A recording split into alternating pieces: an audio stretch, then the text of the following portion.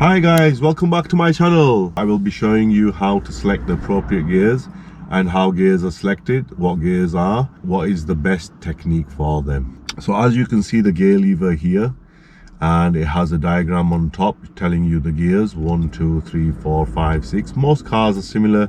The differences would be the reverse would be on the other side where the 6 is. So these are the sort of differences you're looking at.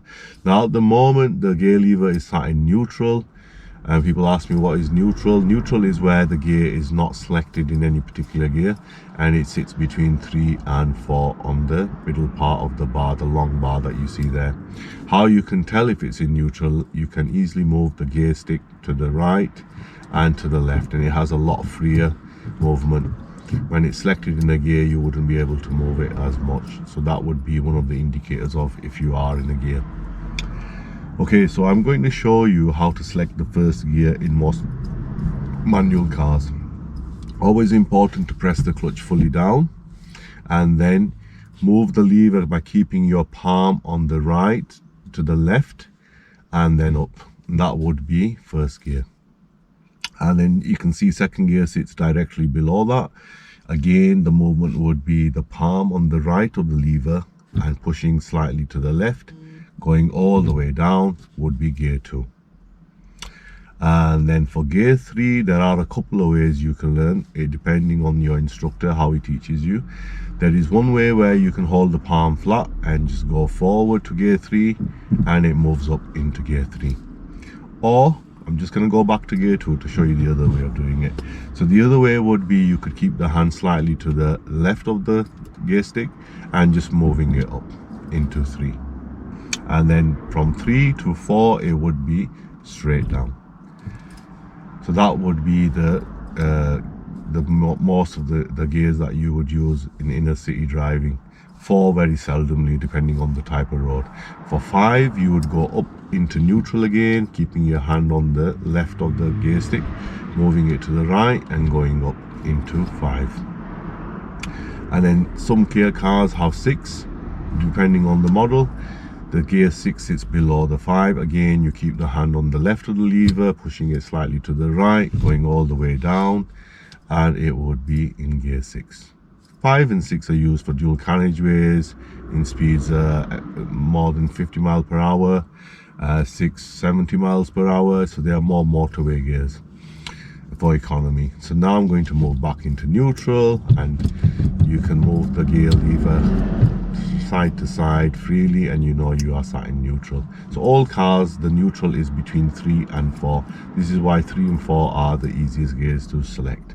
Now I'm going to give you a little demonstration of just moving off, changing from first gear to second gear and to third gear, and what it looks like while the car's moving. Okay, so I'm about to start the demonstration. I'll fasten my seatbelt first.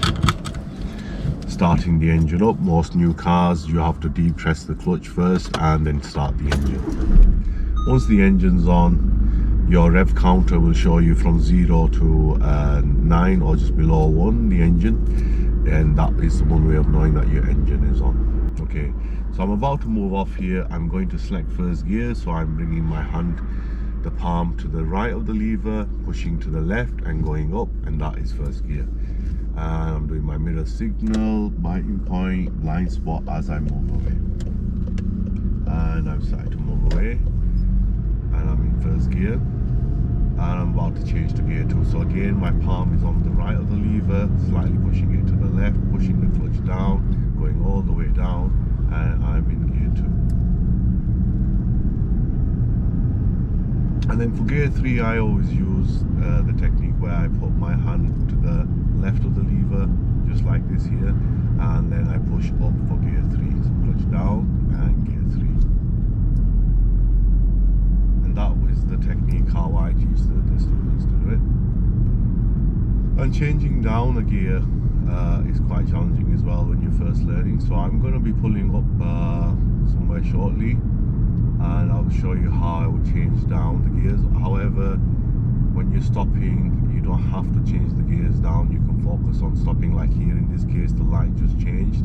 I don't have to change any of the gears down. I can just go onto the brake, and as the vehicle slows down, I'm going to put my clutch down and I can comfortably stop stop line.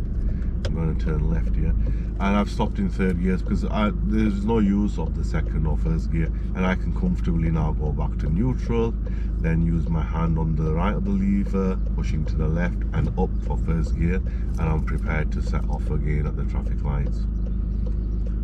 A lot of people ask me, should we sit in neutral at traffic lights?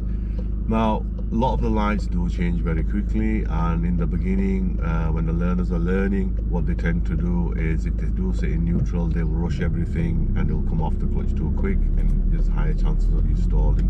So I wouldn't recommend it when you're learning or when you're new at it. It's got to be a little bit semi-ready for it. So here I'm going to change to gear 2, so clutch down and lever to the left and down for gear 2. And I'm going to pull up here on the left. And again, I don't need to change any gears, I'm just going to stop. So on flat roads, the gear changes you wouldn't require when you're pulling up, but if you were pulling up on an uphill, for example, and your vehicle is slowed down, then you would have to maybe go into one just to make sure you can correctly park and travel that little bit further. So these gear changes were on a flat road. On a flat road, you can change from first gear to second gear at 10 miles an hour. Second gear, you can change to third gear at 20 miles an hour, and so on. Once you've got to 30, you could be in fourth gear. So first gear 10, second gear 10 to 20, third gear 20 to 30, and then fourth gear, varying on the gradient of the road. For example, if you were going up hills, gradients, you would be changing the gears later, the revs would be higher. On a flat road, you can be changing at the speeds we just mentioned there. Down hills, there's a lot less effort. If it's a sharp, deep gradient going down, steep gradient going down, you could keep in a low gear, which is second gear. So the gears in most manual cars are very similar. The only main difference would be the reverse would be on the other side, or some cars come with a clip or a button for reverse. So I hope that answers the questions for your gear changes, gives you a little demonstration of how the gears work. Stay tuned for my next video, and also you can click above on the link for the other videos that are linked to some of these similar topics. Thank you for watching. Subscribe and switch on your notifications. See you in the next video. Thank you.